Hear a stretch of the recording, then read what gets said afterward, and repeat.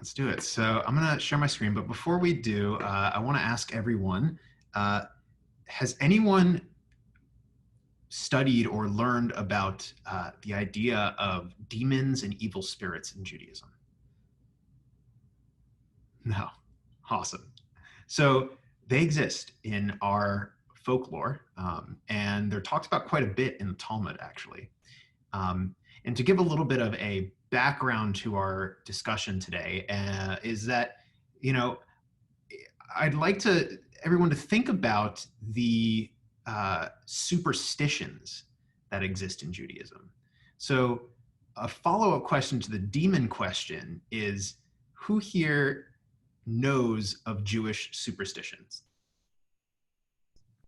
If you don't have a grandmother, I guess you don't have access to those things.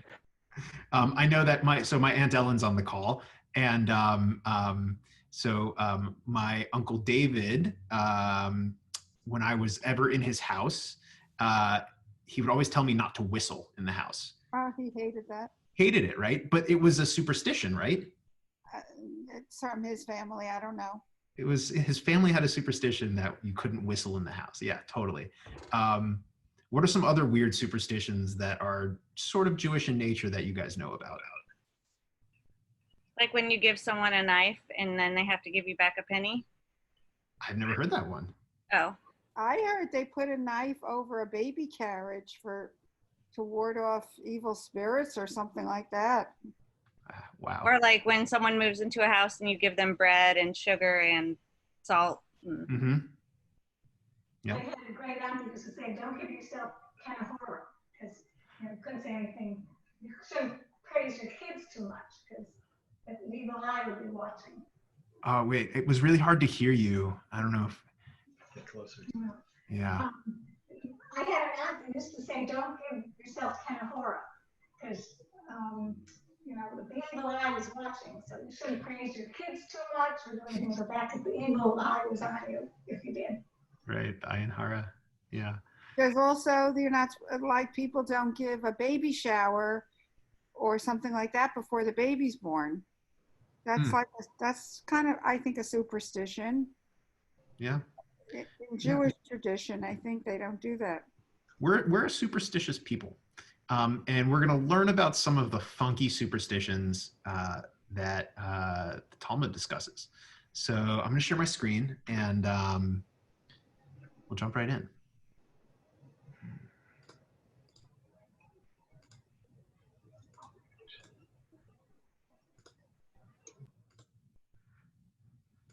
Okay.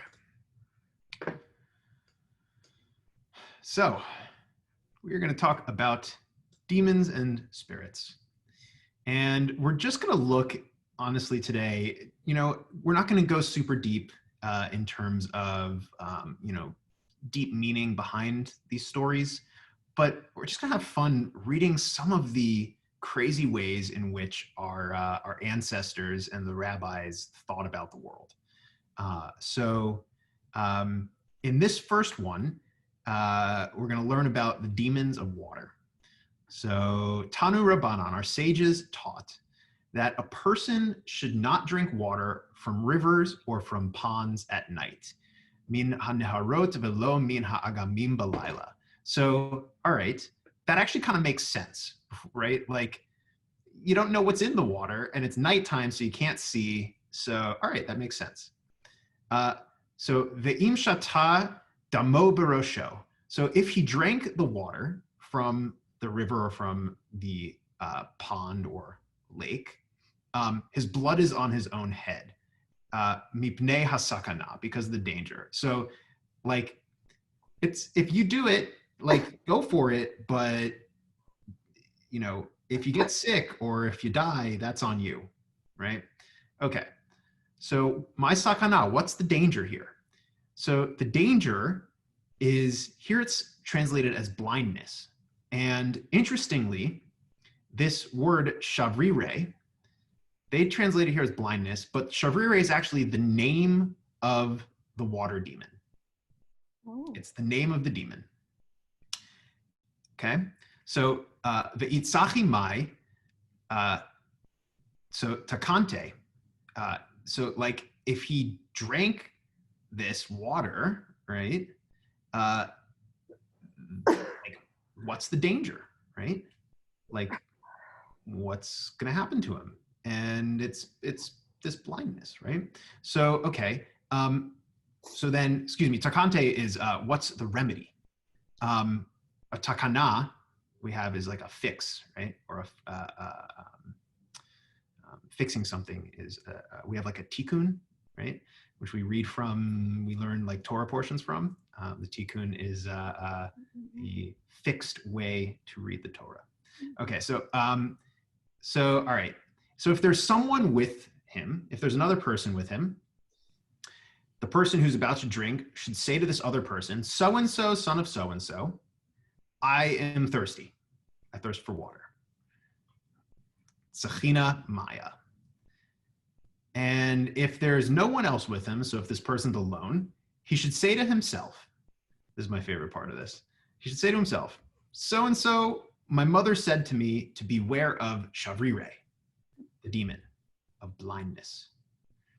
He should continue to say the following incantation, in the first part of which the demon's name gradually disappears.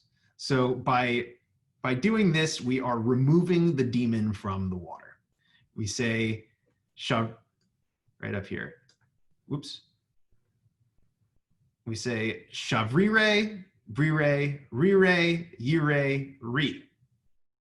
So we can all say that together, maybe. If we unmute ourselves, we can together get rid of water demons. Ooh. We can say, Shavrire, brire, rire, rire, ri. It's kind of a tongue twister. And then you say, I thirst for water in earthenware, white earthenware cups. That's the end of the incantation. I thirst for water, bekase chivare, earthenware cups. So the cups is an interesting piece. So I tried to look a little bit about what this is. Like what does this cup, this earthenware, white earthenware cup have to do with anything? And I found Rashbam gave a little bit of a commentary where he said that these cups are expensive.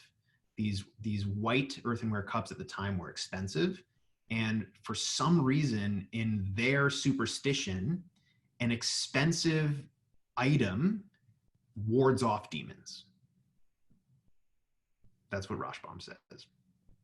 Where that comes from, I have no idea. All right, so that's our first one. We have a demon that causes blindness if you drink unclean water. And to get rid of this demon, you can either have a person with you and tell that person I'm thirsty, or if there's no one with you, you have to say this incantation. So get some reactions. What do you guys think of this? You know, there is an illness called river blindness. It's endemic in tropical and subtropical, mainly Africa. Wow. Huh. Ed, do you know how you get it? Is it from drinking the water? Yes. Whoa. Crazy. So, all right. So to me, that seems then that they were aware of this, but lacked knowledge of science as we do. And, you know, a lot of what we're going to read today is interesting. It's, you know, it's what people came up with to explain phenomena that we understand as science today easily, but back then they had no way of knowing that a bacteria in water, which is what I imagine river blindness is caused by, you know, is what's doing it. All right, let's keep going. Okay, so a little bit of a different story, and this is going to be a fun one.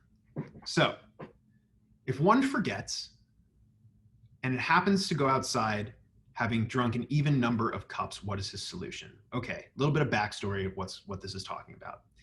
Here we're in Pesachim, which is all about Pesach, and they're having a discussion about the 4 cups of wine.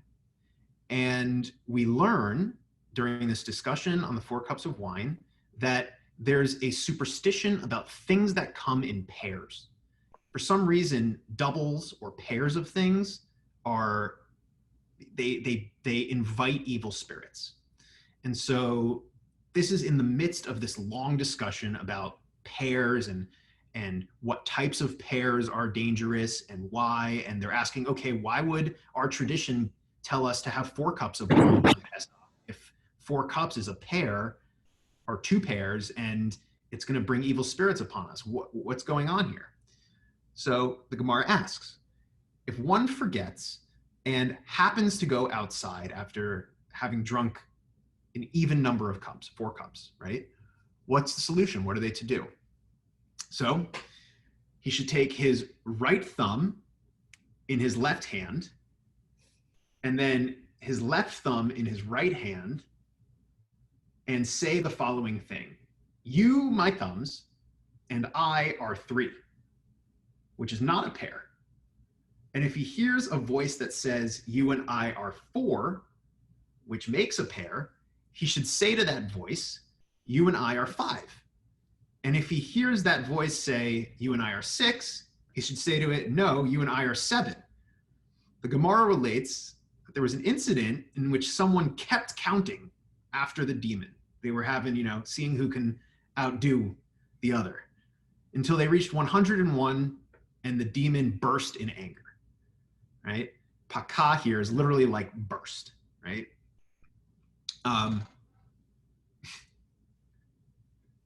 Okay, so now we know that on Pesach, after our 4 cups of wine, if we go outside immediately after, we need to do our little thing. Try doing this, guys. See how it feels. This is our little, getting rid of our evil spirit of pairs.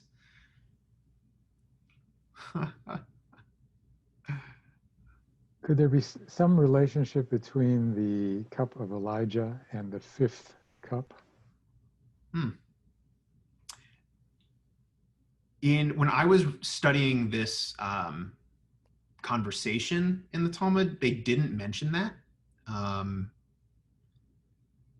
But that's interesting, right? Because that is a 5th cup of wine on the table, which could negate the pairs, but you're not drinking it yourself, right? If your thumb can negate it, then I would guess another glass of wine might. All right, yeah. Huh. Okay. Before we keep going, any thoughts so far? Feelings about these interesting Sugyot? Great. One quick thing before we keep going. I know some folks have asked this before, but the difference between the bold words and the not bolded words. The bolded words in the translation are the words that are in the Hebrew and Aramaic. The not bolded words are the sort of interlinear commentary that makes it make sense in English, and keeps our mind in the right place. So the Talmud has a habit of having you remember everything that's going on. So as it speaks in Aramaic or in Hebrew, it'll say, he said this to him, and he said this to him, and it was about that over there. And then you're going, what? And so the not bold fills us in on what all those things are. So we'll keep going. All right. So a little bit more in Psachim about, okay, so this says, well, this guy went outside and he did the whole pairs thing and, he's doing the thumbs and, okay, but what about going outside alone at night? He went outside alone. Come on. All right. So with regard to this instruction, it says, do not go alone. Do not go out alone at night. So the Gemara states that this is what it's taught in a baraita. A baraita is a piece of rabbinic teaching that is contemporary in time to the Mishnah. So Mishnah is the earliest rabbinic work that we have that's compiled,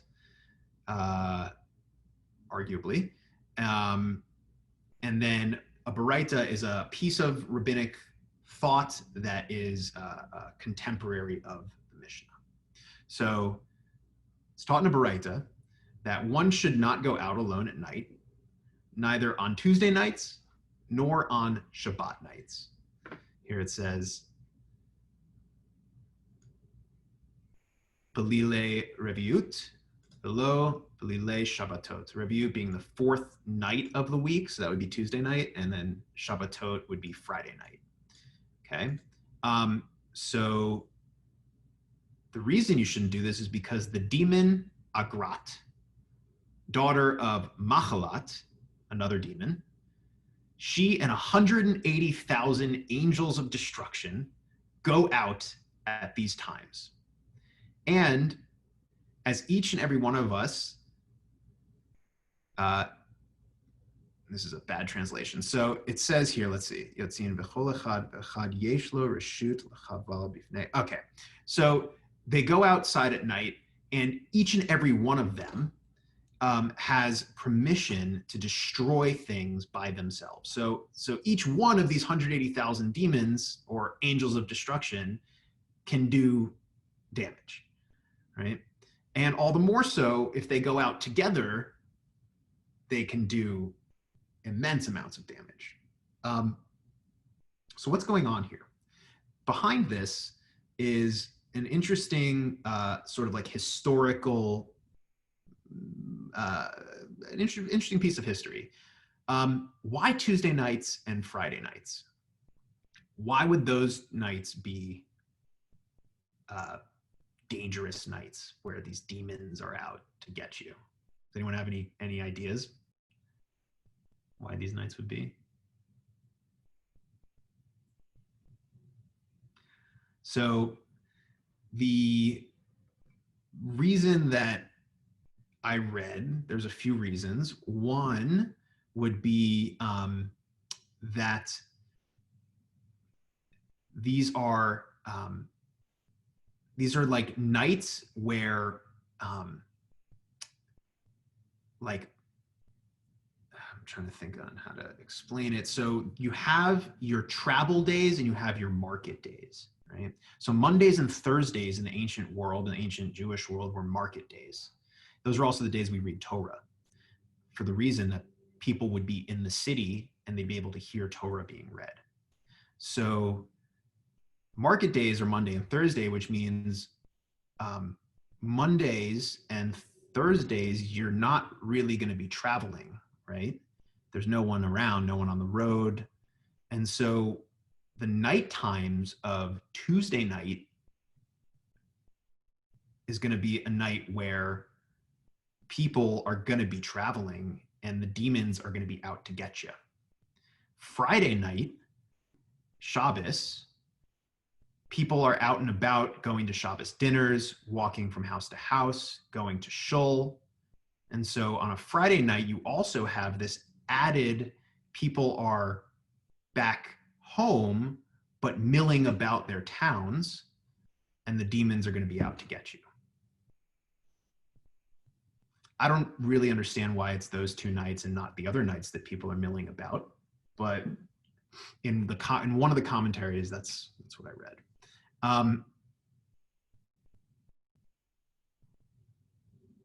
Yeah. What do you guys think so far? What's about all these weird superstitions? So is there like this whole genealogy of demons? It's a good question. Yes, there is a genealogy of demons. Not necessarily all connected, but there's a whole folklore about where the demons came from. I'm not too familiar with the background of them all, but I know that many of them have specific names. We encountered the Shavri Ray, the water demon of blindness. We have here Agrat and Machalat. Interestingly, Agrat comes from the word to gather, and Machalat is the word for sickness. Choleh is to be sick. And this is actually an interesting time to read this because when people gather, there's a lot of sickness.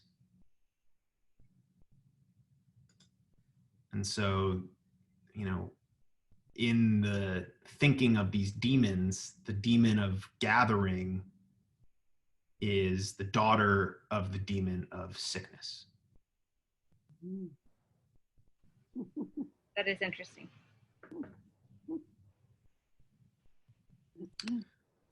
Ready to keep going?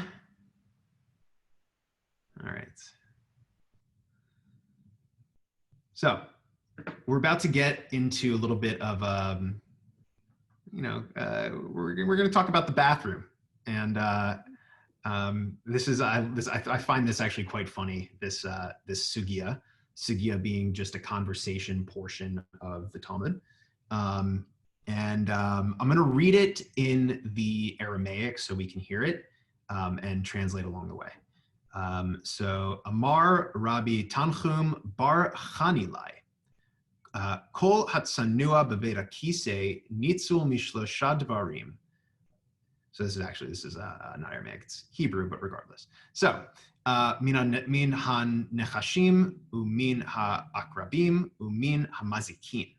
So Rabbi Tanchum Bar Chanilai said that anyone who is modest in the bathroom, Beit HaKisei is house of the chair. Anyone who's modest in the bathroom, Nitzul Mishlosha Devarim, they're saved from three things: from snakes, from scorpions, and from mazikin, which is not really the name of a demon per se, but what it means are those who cause damage. Nezek is damage, and here are the spirits that cause damage, all right? V'yeshomrim, af chalamotav meyushavim alav. So even his dreams, so if he's modest in the bathroom, even his dreams will be settling for him. So he'll have nice dreams if one is modest in the bathroom. So everyone, we need to learn bathroom modesty. What is bathroom modesty? Well, we're about to get into what bathroom modesty looks like, at least a little bit. So the Gemara relates. So Hahu Beit HaKisei Dehava B'Tiberia. So there was a bathroom that was in Tiberia. Many of us on the call have been to Tiberia, Tiberias in Israel. Kihavo Aili Be Beitre Afilu Bimama Mitazki. So when two people would enter this bathroom, even during the day, they would be harmed by demons. And you can see this is the same word, this is in Aramaic, as the name of the demon before. Here we have Mitazki, and here we had Mazikin. So same shoresh, same root, just Hebrew and Aramaic. So Rabbi Ame, the Rabbi Asi, Havo Aili Bechad Vechad Lechode Vela Mitazki. So Rabbi Ami and Rabbi Asi, they went in the bathroom at the same time together. And Chad Vechad, they each went alone. One went on his own and the other went on his own. Vela Mitazki, and they were not harmed. How is this so? Amri lehu Rabbanan, the rabbis said to them, La mistafetu, were you not afraid? Amri lehu, they said back to the rabbis, Anan Kabbalah Gemirinan. So we received this tradition that we were taught. Kabbalah de Beit HaKisei, Sniuta Ushtikuta. So we received the tradition that when you're in the bathroom, that you need to be modest and silent. Shtikuta. Okay. So a few things. It's the summertime, and I don't know, I went to summer camp, and I can tell you that at Camp Ramah Darom, no one is quiet in the bathroom. And they're definitely not modest. So a lot of demons, evil spirits were brought into the bathrooms at Camp Vermont Rome. And that's probably why in the boys' bunk, it smells so bad. So, Kabbalah disure, Shtikuta umibe rachame. The tradition to end suffering, diasura, is with silence. And here it's translated as prayer, but I actually really like what it says here in the Aramaic is the wanting of mercy. Umibae rachame, from wanting mercy. So if you want mercy and you're silent, you will ward off evil demons in the bathroom. Any thoughts? Opening it up to the floor. So I'm kind of puzzled by how generic the reference to spirits are. It's like, it doesn't say what kind of spirits or how they're going to manifest themselves, just spirits. Yeah. Yeah. Right. Yeah. It's interesting. That's a really good point. What would you expect? Like what would you expect more of? Well, my only point of reference is that, did anybody see the Coen Brothers movie, A Serious Man? Oh, great. Yes. Yeah. So they have the Dybbuk in that. Mm-hmm.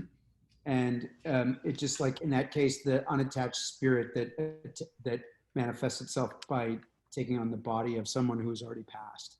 Yeah. So I guess I don't associate the spirit with anything in particular, just that it lacks fleshing out, or is it wind howling through? Does the spirit manifest by wind howling through a crack, or is it a physical manifestation, or at least a visual manifestation in the form of a human or not? Yeah, it's a good question. We're actually going to answer that a little bit in the next section, but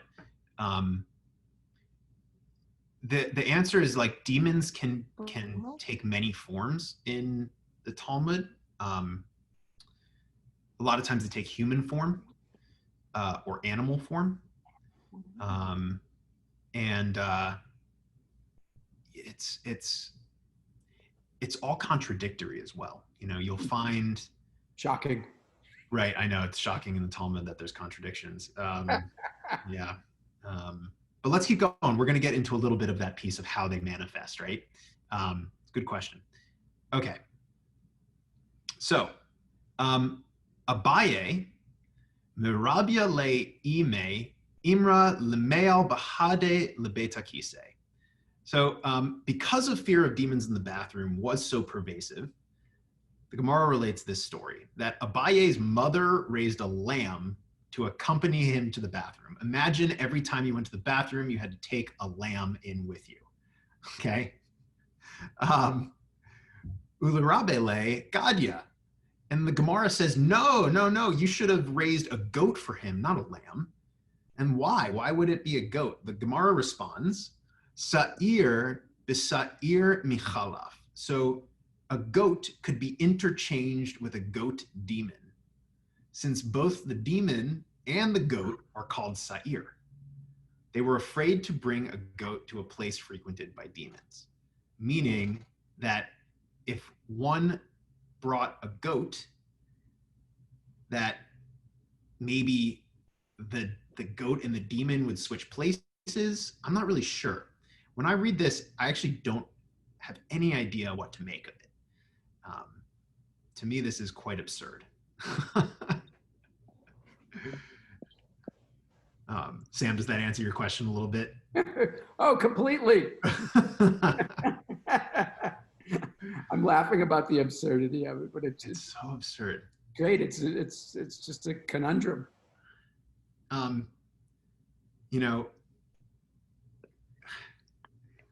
just imagining Abaye is like one of the, more famous very well-known rabbis in the Talmud, and I'm just imagining this like respected, revered rabbi.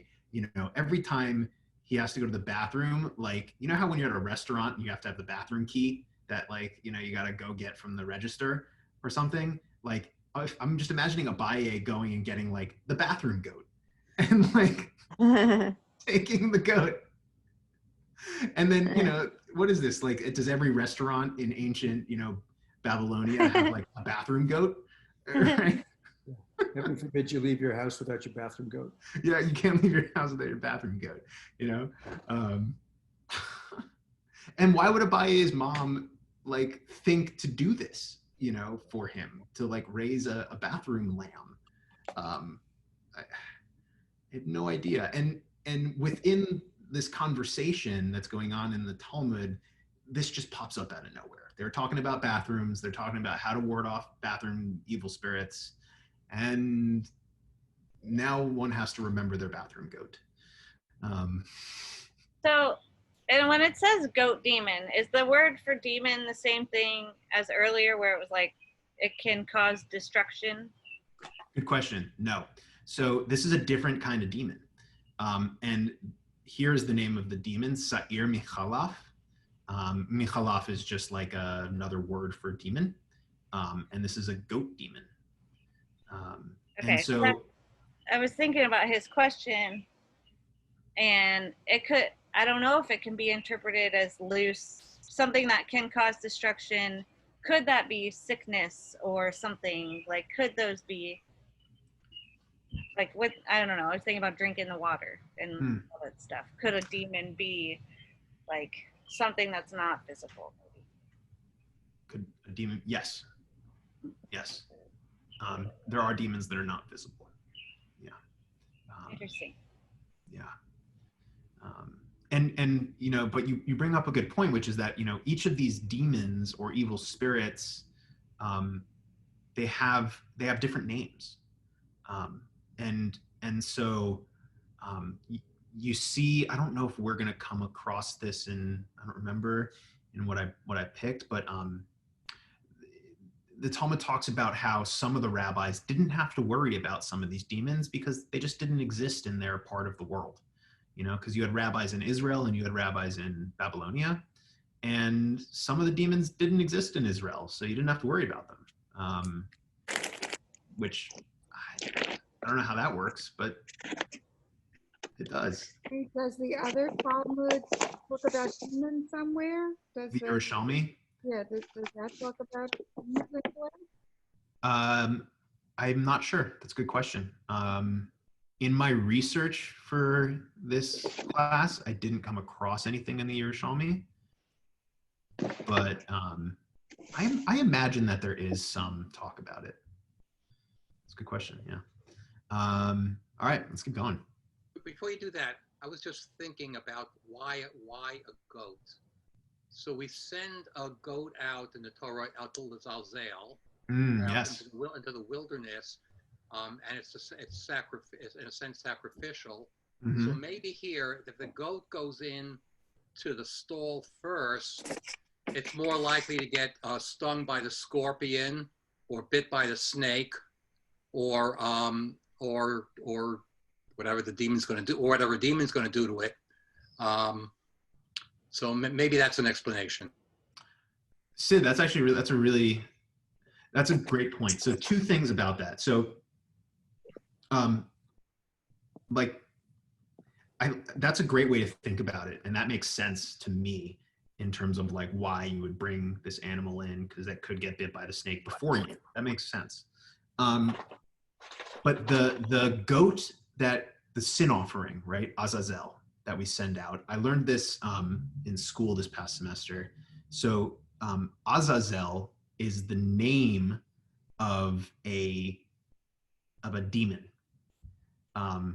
And the goat that we send out is to appease the demon, and the demon eats the goat and doesn't come and wreak havoc upon the people.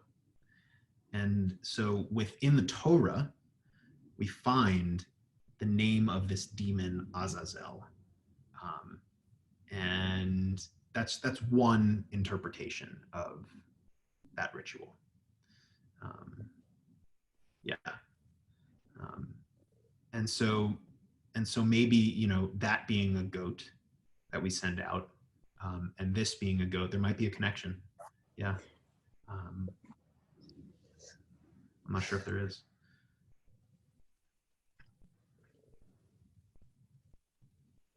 Okay, so we're about to learn something that harkens back to what we learned last week. For those that were here, last week we learned about Rava becoming the head of a yeshiva in Babylonia, and the process by which he became the head of that yeshiva, or at least part of the process, was him getting sort of like shunned by one of his teachers. And his teacher, this was Rabbi Hanina, shunned Rava and didn't forgive him for something.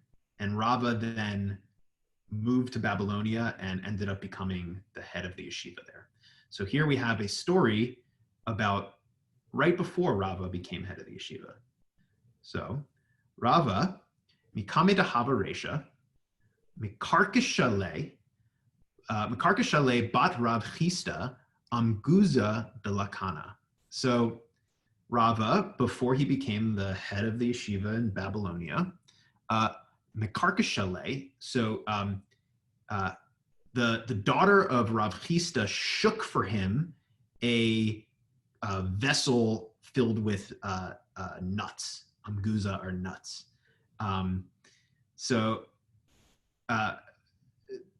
Okay, so first off, I love this word. This is onomatopoeia in Aramaic. Mikarkasha is to rattle, and because that word kind of has that sound of karkasha, it's a rattling sounding word. And so, okay, so the daughter of Rav Chista made this like rattler, kind of like a grogger. And this was in order to fend off demons when he was in the bathroom. So, Batar Dimlach, so after Dimlach, you see the word melech here, after he became the head of the yeshiva, Avada le kavuta. So she made for him a window. Umancha le Yeda Aresha. She made for him a window and placed her hand on his head. So we can talk about this picture here because it's quite absurd as well. So, okay, Rav Chista's daughter would first rattle this thing so that the demons would get out of the bathroom before Rava went in. And then, he would need additional protection from just the rattling after he became the head of the yeshiva, because he was such a high status individual that Rav Chista's daughter put a window in the bathroom so that she could stick her hand through it and pat him and place her hand on his head while he went to the bathroom.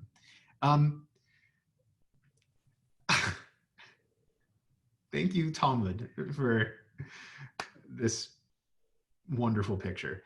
So much for modesty. So much for modesty. Yeah, right? But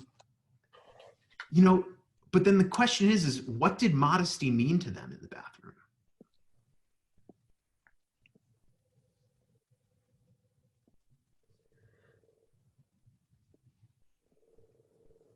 I'm not sure, did it mean not fully undressing?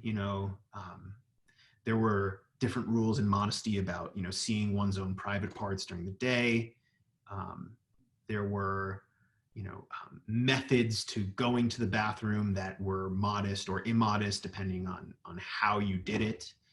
And so potentially to them, they might not have seen this, sticking her hand through the window and patting him on the head as immodest necessarily. But yeah, that's a really good question. I mean, imagine Rava, imagine the head of a yeshiva, every time that he had to go to the bathroom, going to get Rav Chista's daughter to go ward off the spirits and pat him on the head and tell him he did a good job. It's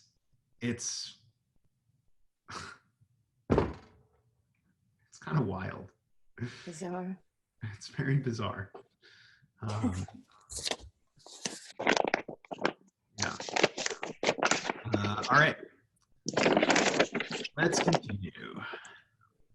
All right. So I admit that this last piece was a last-minute addition to the spreadsheet.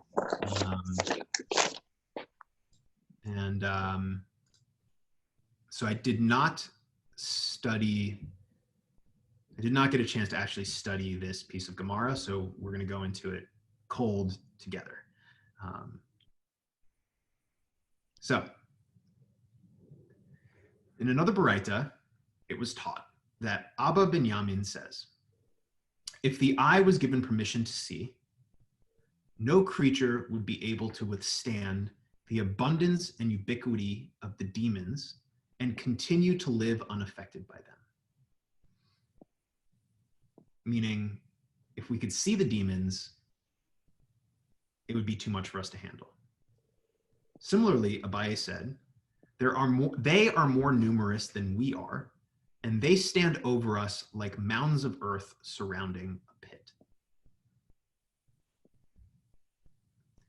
Rav Huna said, each and every one of us has 1,000 demons to his left and 1,000 demons to his right.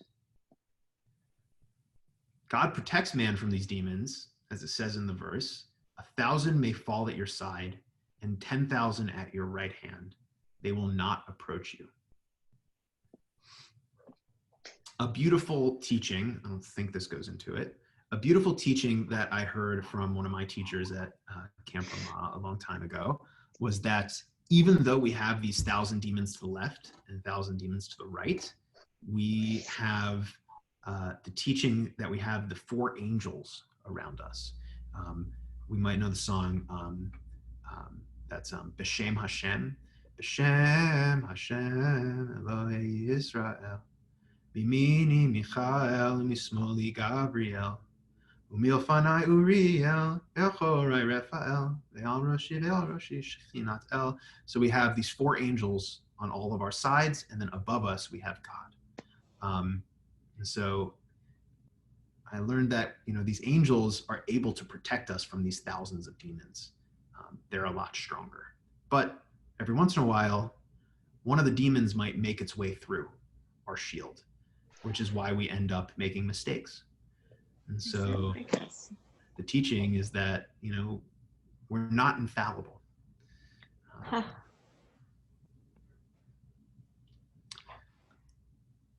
keep going. So summarizing the effects of these demons, Rabbah said, crowning at the Kala, the gatherings for Torah studying during Elul and Adar, which was a tradition, is from the demons. Those knees that are fatigued, even though one did not exert himself, is from the demons. Those clothes of the sages that wear out, despite the fact that they do not engage in physical labor, is from friction with the demons. Those feet that are in pain is from the demons. What do you guys think of this? That everything that goes bad is a demon. If you walked through your life day in and day out believing that everything that went wrong is a demon causing it, what would you do? How would you feel? Well, I think that it's not mutually exclusive with walking through your life and thinking that many, many things are blessings or angels. And that you can hold both of those things true at the same time.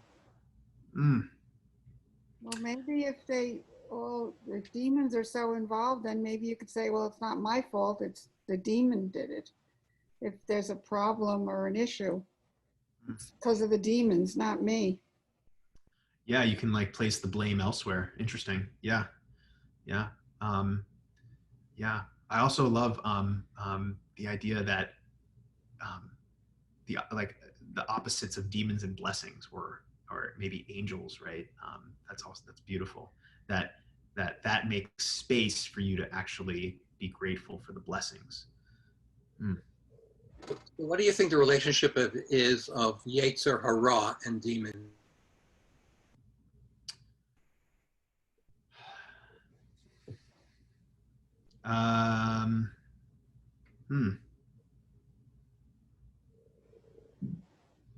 Are you asking like if the Yetzer Hara is itself a demon? Sorry, Sid, you're still muted.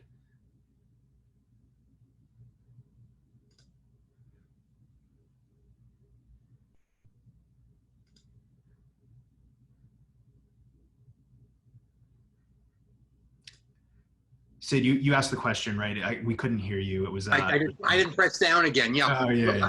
No, I was saying is I'm thinking is does Yetzer Hara create the demons, or the demons create the Yetzer Hara? Which is the chicken and which is the egg? If I could answer the chicken and the egg question for you,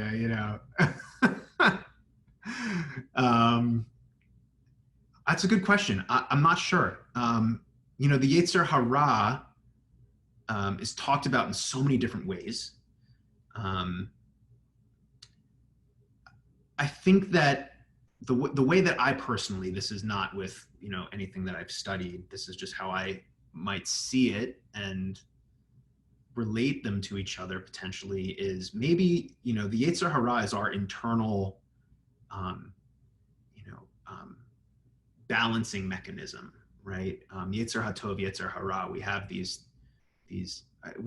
all of us have this internal dialogue going on in our head, the classic like angel and demon on your shoulders, right?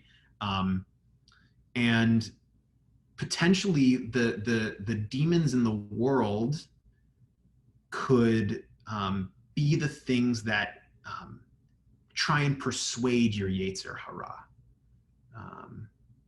And that might be one way that the rabbis would see it, maybe. I'm just, postulating that. But it's a good question, right? Like, in these passages from the Talmud, the rabbis were taking so many precautions. They were quite cautious people. And they really wanted to make sure that they weren't affected by these demons, because I guess in the end, they would never know how it would affect them. They were afraid that maybe they're, like you said, Sid, like maybe their Yetzer Hara was inclined in such a significant way that they would sin, which is scary for the rabbis, even though they know that people make mistakes all the time.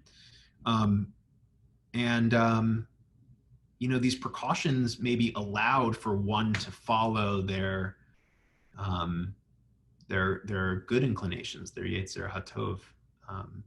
Just like the idea before of the being so aware of the dangers around you by the demons actually makes space for one to appreciate their blessings more.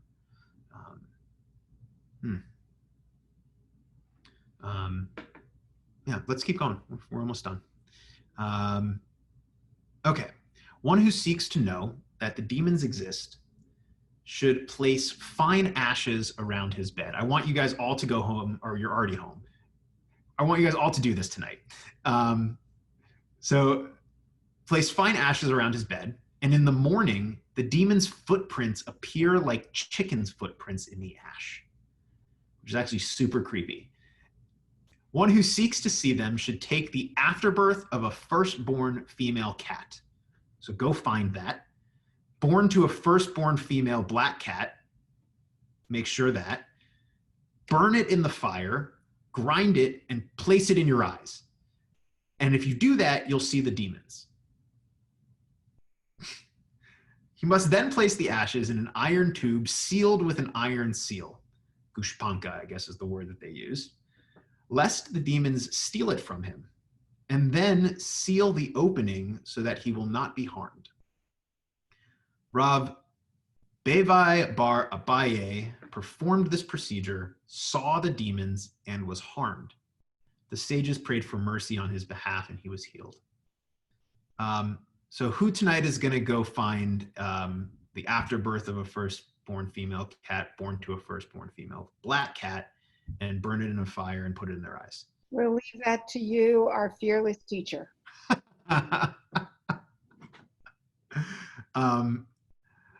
So I actually find the first part of this like very creepy. I do not like horror movies or, you know, any of those supernatural kind of movies.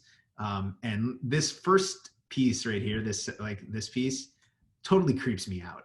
Like, I can't imagine going to sleep with, you know, putting ashes around my bed, knowing that in the morning I'm going to see little footprints that tell me that there's like demons hovering near my bed. That sounds, I would never be able to fall asleep. And then this other piece is just, I don't know who did this or suggested this piece to like, this to me is a remnant of some sort of weird, like witchcraft, pagan. Who knows? Yeah, pagan. Right? And yeah. Yeah. Thanks for going on this journey with me through some extremely absurd Talmud that I think actually says so much about the way our rabbis looked at the world, and potentially influences or has had influence on the superstitious nature that of Jews today. Because like we started out, we have our superstitions in our Jewish culture. Yeah. I want to hear from you guys a little bit about what you're thinking, some things that might be puzzling you or interesting to you.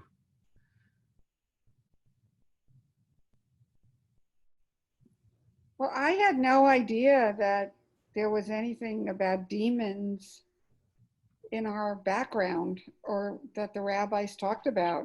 And, you know, I went to yeshiva and all that jazz and lived a very Jewish life, and I had no idea that there were like demons in the Talmud talking about it. Yeah. No, and like the topics that bring it up too. I mean, and here we're in Brachot 6a, so we're you know, we're talking about prayer, right, in the Talmud. And then earlier on, we were in Pesachim, so we're talking about, you know, drinking the 4 cups of wine on Pesach, and you know, in all of it, they're worried. They're worried about these demons. Yeah. There's a lot in scripture that talk about demons. Well, not a lot, but I mean, I think it talks about it in Job, and then it also talks about that King Saul was plagued by demons or evil spirits, and David would come play the harp for him. And then there's the Haftarah that I think we read this week, that we also read on Shabbat Hanukkah from Zechariah, that talks about Hasatan. Yeah, yeah. So, I mean, it's mentioned a little bit in some of the Torah and some of the writings. So. Yeah. Yeah, that's a good point, Melanie. You know, Saul, he, you know, some say that he really struggled with like evil spirits, right, with demons, but he might have been somewhat potentially bipolar or had some mental difficulties, because he, you know, his moods changed very quickly in Tanakh. So yeah, thanks. Yeah, anyone else?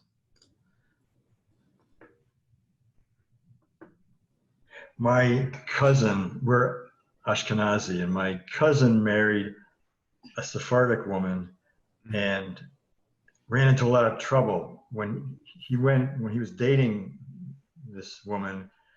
She was living at her parents' house, and when he came to see her, he knocked and came in the wrong door.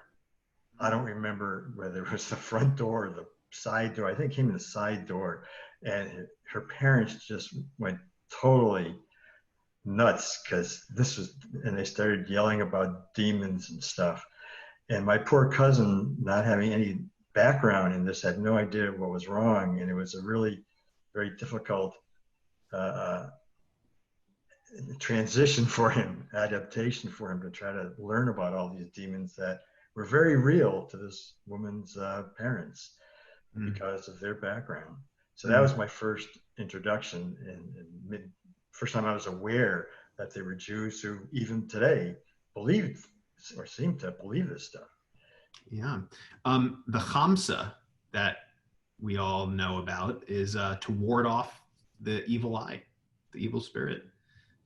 It's an amulet. I mean, we have in our tradition literally a amulet to ward off evil spirits, which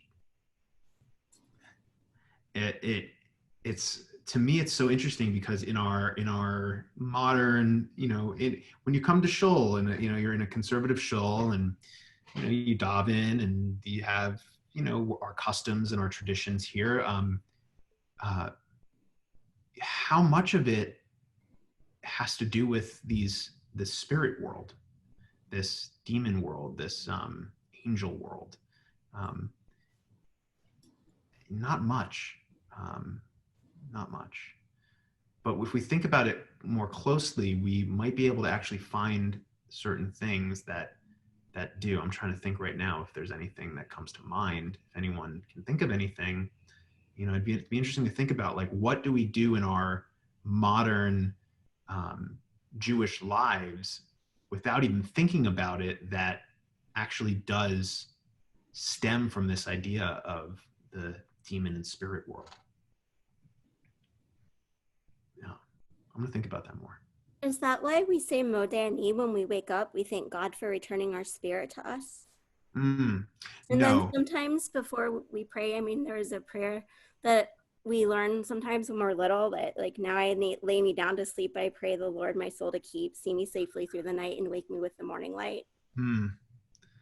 Yeah, well, I'm not sure that that's a Jewish prayer, but the Modeh Ani comes from the idea that when we're asleep, our soul,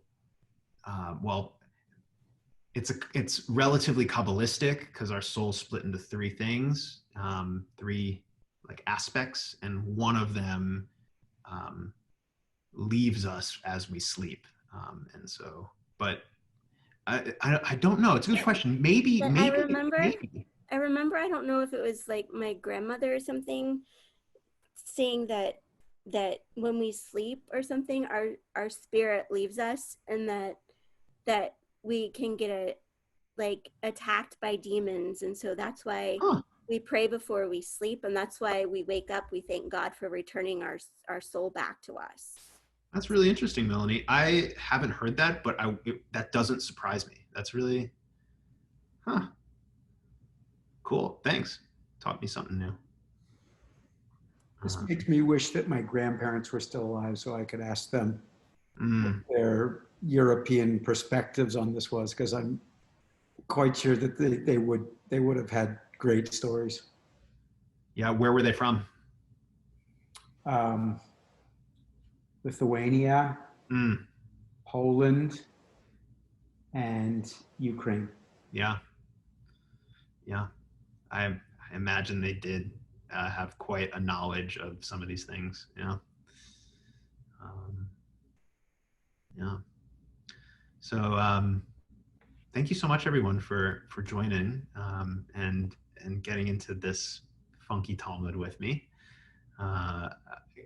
May you be blessed with modesty in the bathroom. And remember, if you do something in pairs, to do our thumb exercise, okay? And I'll see y'all next week. We're gonna do this for the rest of the summer until the last week of July. every Wednesday night. So Thank you for compiling these. Oh, absolutely. Thank you very much. Yeah. Yeah, thank you. Thank you. Bye-bye. Bye, everyone. Yashikra. Bye.